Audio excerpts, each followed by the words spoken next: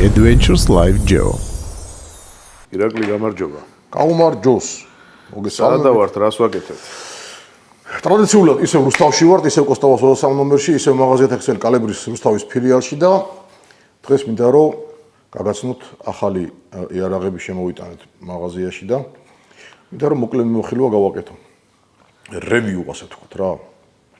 რა იარაღია დღეს ჩვენთან წარმოიდგინეთ? ეს არის თურქული წარმოების Panzer Arms-ის ტაქტიკური გლულულიანი 12 კალიბრის იარაღები. რაში გამოიყენება?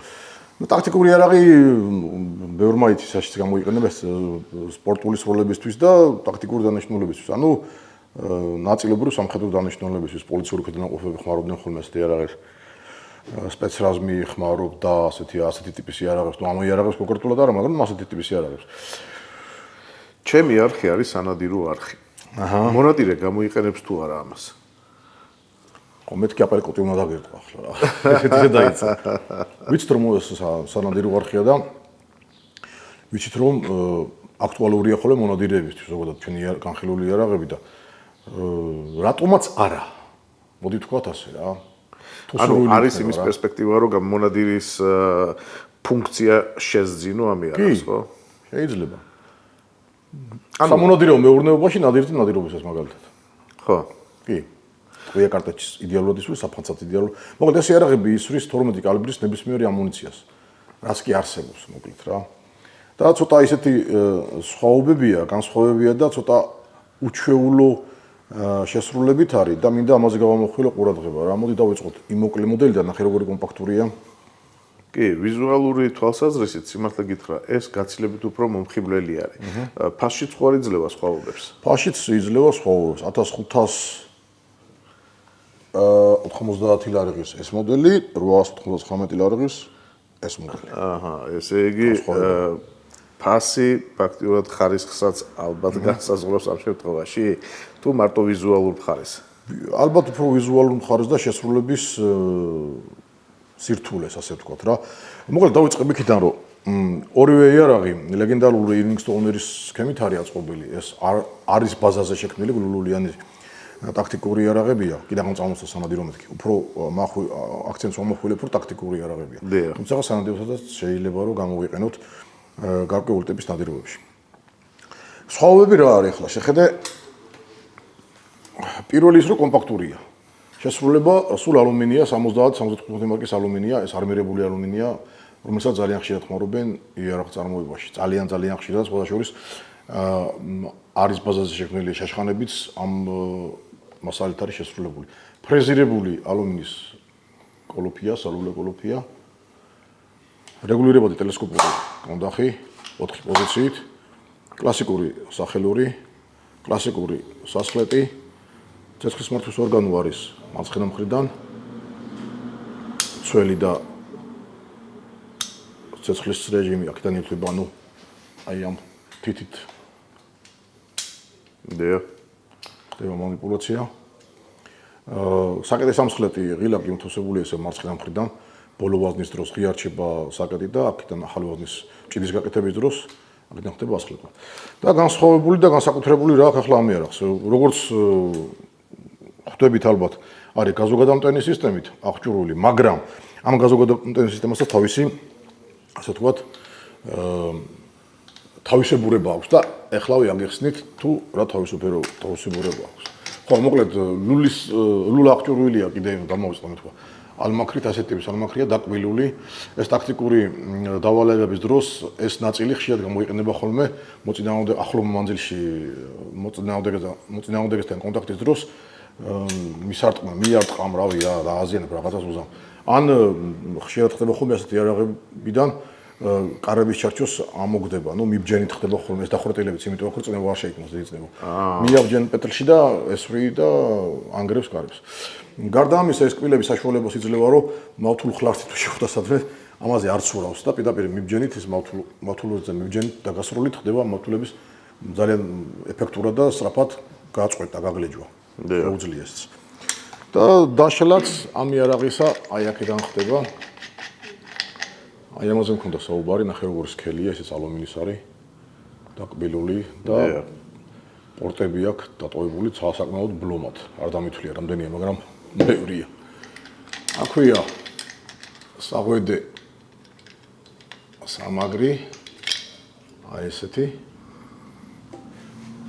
და აქვეა ეს დეტალი, რომელიც საშუალებას იძლევა, რომ ეს დეტალი, ეს ალმაქრი მჭიდროდ დაჯდეს თავის ადგილას, იმიტომ რომ აქ დატოვებული ასეთი თუ გამოჩნდება, არ ვიცი, ნახე ქვევით ტელევიზორ ეს არის ჩამკეტი, ერთგვარი ჩამკეტია, რომელიც ფიქსირდება აი ამ ფოსოებში. თავის წარმოიშვას. წრეზე რო აქვს ფოსოები. და მოშვების დროს ესეთი წკაპაწკპი გავუდის სპეციფიკური რა. გასაგებია. მოკლედ, მოხსენით ნახარებ და ახლა მოვიღებთ ტიპჟირს, ეგრეთ წოდებულ ტიპჟირს. აი ესეთია ჰენდგარდსაც ეძახიან ამას.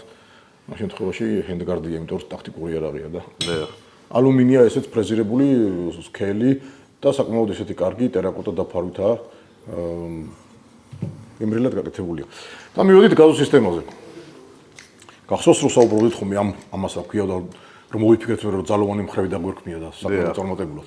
ორი ძალოვანი მხარი აქვს, არის ურე, დგუში და აი ესეთი მუფტა, რომელიც ტრიალებს.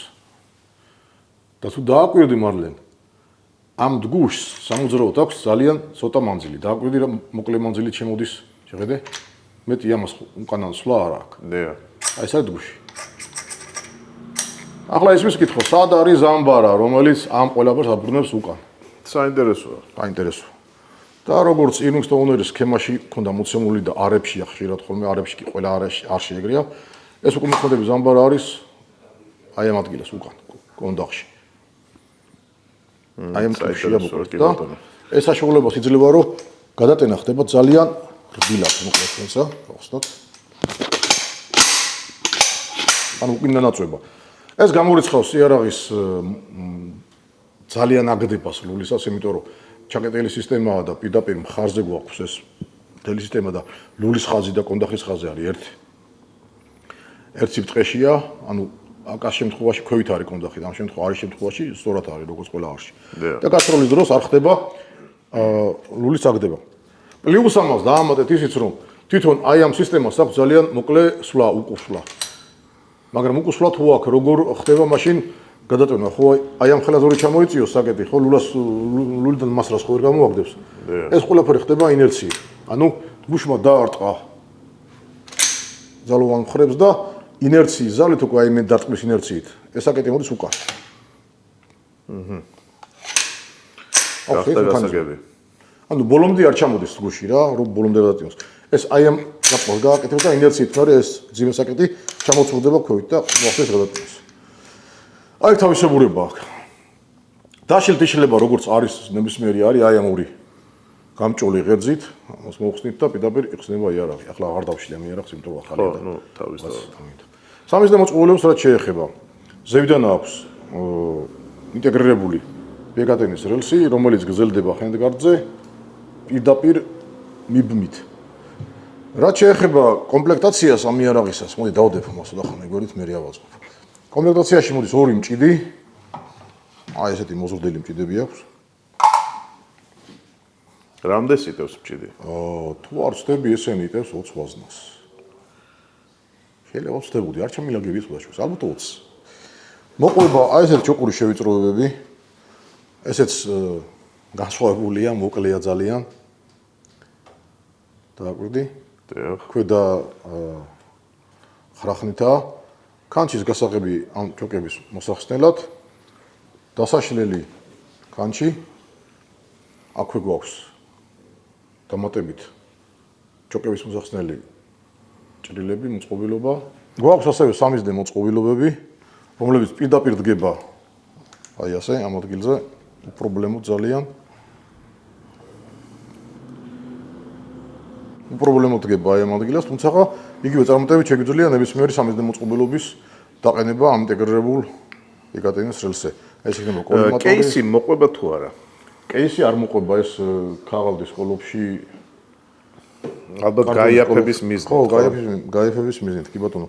კარდონის კოლოფში არის მოთავსებული და განსხვავება ამ ორ მოდელს შორის ალბათ შეამჩნიათ, რომ პირველი არის რულის სიგრძე, აქ არის 26 სანტიმეტრი ლულა, აქ შემთხვევაში არის 55 სანტიმეტრი ლულა. გაზომილი გვაქვს. აქ უკვე ზამბარა წინ არის გადმოტანილი მარლენ. იგივე პანცერია ესეც. იმეორებს ერთ-ერთში, უბრალოდ სისტემა ცოტა განსხვავებული და ამ შემთხვევაში ზამბარა კონდახში კი არ აქვს მოთავსებული. ზამბარა არის მოთავსებული წინ, აი ამ ადგილას კიდევ ჩანს და აკვირდი აღარ დავშლი ამას. ძალოვანი მხრები იგივე ორმხრიანია, ქვევიდან არის მოთავსებული. აქვეა ზამბარა და დგუში. ანუ ეს უკვე ტიპიური გლულულიანი სანადირო ნახევრად ავტომატური აირგადამტენილი თოფის სქემაა რა. ვიზუალს თუ არ ჩავთვლით, მოკლედ. აი ესეთი სულას აკეთებს. ეს უკვე გრძელ სულას აკეთებს დგუში ლულის პერპენდიკულარულად, ასე ვთქვათ. აი ეს პარალელურად უბრალოდ. ხო, მჭიდები აი ეს მიდის ამასთან და გამოიყურება მე უკვე აი ეს. ხო, ვიზუალურად საკმაოდ მომგებიანად გამოიყურება. მომგებიანად და აგრესიულადაც გამოიყურება, იმიტომ რომ ეს ტაქტიკური არაღია და აქ დამატებით ნახე პიკატენები აქ ირგვლივ კვადრილის მსგავსი მოკლე ოღონდ და შეგვიძლია ფანარის დაყენება, ლაზერის დაყენება. ეს ლულა დაცულია რადიატორით, ზევიდან ხელი, გაცხელების შემთხვევაში ხელი რო დავიწვათ ტრანსპორტული სროლის ასე უყვართ ხოლმე სროლა გაშლილი ხელით რო აგდება იყოს იარაღისა და მოკლედ აი ესეთი მოდელი გვაქვს რა. შვენიერი. რა უნდა ხას მომხმარებელმა რო იყიდოს ეს იარაღი? პირველ რიგში უნდა მოაკითხოს მაღაზიათ ექსელი კალიბრის ნებისმიერ ფილიალს, ეს იქნება ბათუმში, თბილისში, რუსთავში თუ სხვაგან სადაც თუ ქუთაისში. ქუთაისს დამოვიწყო ყველა ძველი ქალაქი კაცო. ჩვენი. ნახოს თავის თვალით შეაფასოს თუ მოეწონება და თუ გადაწყვეტს რომ შეიძინოს, მე შეიძინოს ალბათ, რავი. მე ძალიან მომწონს მაგალითად განსაკუთრებული ეს მოკლე მოდელი რა. თავისი სირბილი და თავისი დახვეწილობით.